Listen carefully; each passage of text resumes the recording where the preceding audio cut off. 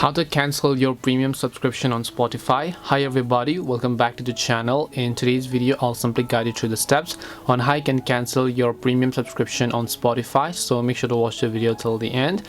If you'd like to cancel your premium subscription on Spotify, you will not be able to do it with the application. So instead what you need to do is you have to open up your browser. So no matter whichever phone you're using, you can simply open up your browser and then just go to spotify.com. I will also have a link prepared in the description box below. Then when you go to spotify.com, you have to log into your premium account, where you just have to tap the gear icon from the top right hand side of the screen, and then here you'll find a section that says view account. So you can just tap the view account button. Now it also depends upon what kind of plans you have, because in my case I have a premium family plan. Now you could have a premium account only.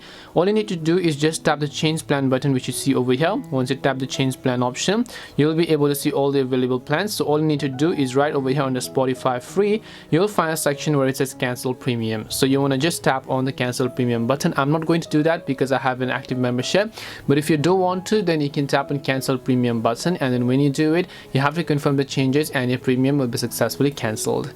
That is it for today's video on how you can cancel your premium subscription on Spotify.